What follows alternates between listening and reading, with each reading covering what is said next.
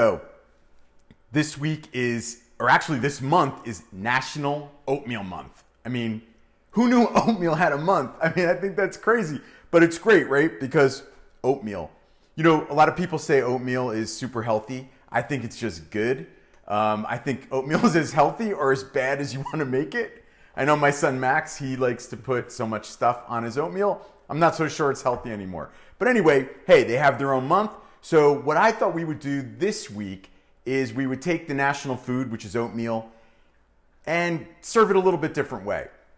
So I don't know, maybe you guys have seen, I have this PowerXL Wafflizer. Now this is a stuffed waffle maker, and the air fryer will come in later. If you guys want to talk about air frying, we can. But I thought it would be fun to make a waffle completely out of oatmeal. So I tried it a couple of times. It works great. Takes a little bit extra time to cook. We'll talk about that. And why don't I show you how to make it? So with this product, the PowerXL Wafflizer, the light tells you, see the light turns green, Max? When the light turns green, that means you can put the food in. So how do we do it? I open it up, and then what I did is I just made some instant oats. And I did that with this. You can use any oats. I used this one for today. I used, it was just sort of like the store brand for the other day. You can use any kind of oats that you want. What you want to do though is you want to add less liquid because we want our oats clumpy. Now you guys might want to eat your oats a different way than this, but to make it into a waffle, we want to make sure that we don't have a lot of water content in there. So you just kind of add less water or cook it a little longer or let it sit a little longer. That's really all you have to do. So what I'm going to do is I'm just going to take some of the oatmeal and then just put it right down on the waffle maker. And because it's ready to cook, you'll hear that it's sizzling, which is cool. And then I'm just going to start smashing it down. Victoria asks, can you use steel cut or slow cooked oats instead of instant oats? Yeah, that's a great question. So any oats will work. Whether you want to use the instant oats or the slow cooked oats or the steel cut oats, the key, you guys, is that you just want to make sure that you cook them so the consistency sticks to a spoon, like that. You know, they always say oatmeal like sticks to your gut. Well, it's going to stick to the spoon, and that's when we know that we can make it. So that's the first layer, and then you can put whatever you want inside. That's what's cool about this. So I'm just going to put a little bit of strawberry preserves just to sweeten it up a little bit. Now you can go like sort of the nuts and raisins route like this, or you could add blueberries and raspberries, and like right here I'm just going to add it all because everything here tastes good together. So you just kind of smash that down. Remember, this thing is really hot, so be careful. And then I take another layer of oats, and what I want to do now is I want to just cover the fruit. Steffi Pigroff asks, how much oatmeal are you putting into the deep well? Well, okay, so that's a great question. There's two different size Wafflizers. There's one that's 5 inches, they call it, and then there's one that is it's 7 inches. I'm using the really big 7-inch Wafflizer here. So what you want to do, don't think too much about the quantities. I tell you in the recipe, you want about 3 cups of cooked oatmeal for the big one. And then you just want to make sure that you cover the fruit and then just kind of right to the top of the waffle maker. Now, oatmeal doesn't expand. If you're making a waffle, it expands. So you don't want to go higher than like 3/4 of the way up. But because waffles don't really expand, you can go a little bit higher. You just want to make sure that these peaks touch the oatmeal when it comes down. And you heard sizzle. Now what I can do is just flip it. Then you cook it. Now normally, like if you make a waffle, like you can make these waffles in like 6 minutes, 7 minutes. It's super easy. Even if you make a croffle, if you guys watched me a couple of weeks ago, I made a croffle, which is a crescent roll dough. You pop it in the Wafflizer, put some stuffing in, put more crescent rolls on top, and then you waffleize it.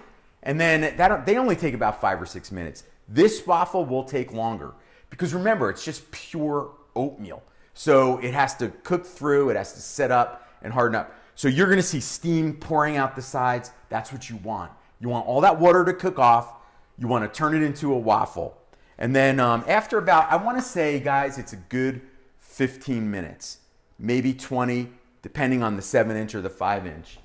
And then what happens is, this is what it looks like right here. So guys, there is nothing in here except oatmeal and whatever you saw me put in the stuffing. That's it. I mean, it's pure oatmeal because it's fitting, right? Because it's oatmeal month. So I'm gonna cut this open so you can see what it looks like inside. Kristen T asks, can you stuff the oatmeal waffle with chocolate? Oh yeah. Yeah, Kristen, you can stuff it with whatever the heck you want. That's what's really cool about this item. If you like it, if you can think it, you can stuff it. And when I say stuff it, I mean that in the most respectful of ways because we're talking about waffles.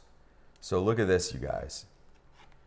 That is a stuffed, it's literally not really a waffle, right? It's an oatmeal stuffed in a waffle maker. And this is, I put blueberries, I put some nuts, I put all sorts of stuff in here. Now, like I said, Max, he would probably, my son who's filming today, he would probably put syrup, butter, more syrup, probably confectioner sugar. God only knows what else. And that's the way he likes it. So, hey, I always say, eat it the way you like it, right? So I'm just going to serve this with some extra blueberries and nuts. Truth be told, I forgot to grab the syrup and the butter out of the fridge, so I'm not going to do it. But I think that looks pretty cool, man. That's a tower of stuffed oatmeal waffle. Max, who else is out there today? Paula Bouquet. Oh, that's Paula right. Buccio was the first one here. Hey, Paula, you're the first. George Fox. George Fox is here. Christian T. Hey, and, George Fox, I haven't Mary seen you in Tan. a long time, man. Thanks for tuning in, man. Who else is out there? And Mary Tan. Mary Tan. Hi, Mary. How you doing today? Rita Franz. Hey, Rita. What's going on? I hope, listen, I hope you guys try this. And by the way, if you do, please, please share this Facebook Live, YouTube, or Instagram, wherever you're watching it, and tag me. And I'd love to see how your waffles turned out. Remember, cook them a lot longer than you think you need to. Anybody else out there, Max? Paula Buccia. Hi, Christine Grawl. Hey, Christine Grawl, how are you? And you know what, Max, by the way, my mother bought me this shirt for Christmas, so I wanted to make sure I wore it. I think it's really, really nice, Mom. It reminded me of a waffle day. I don't know why. So happy waffle day. Nora Alberto asks, can you refrigerate these and eat them for breakfast the next day? Oh, man. How would you reheat it? Nora, that's a great question. You want to, right? Because, look, you can even see the nuts and the berries in there. Absolutely. Put them in the fridge. And then there's two ways you can do it. I like things crispy. My wife, Jessie, she likes things kind of like soggy. Not my thing. So she would put it in the microwave. We've done it. Pop it in the microwave. Just wrap a tissue around it. You know, like a paper towel, a little wet paper towel, and then just microwave it for about, I don't know, 30 seconds, 45 seconds. They come out great. What I do is I popped this baby right in the air fryer with a little pat of butter, and man, it's like forget about oatmeal cookies. So remember, I didn't put any sugar in here. It's not like eating an oatmeal cookie or anything like that. Now, the stuffing is really what brings out the sugar or what you put on top. So I left it that way because I wanted you to add the sugar or not, so you could just have pure oatmeal and nuts if you wanted to. So they come out great the next day. You just have to pop them in the microwave or the air fryer.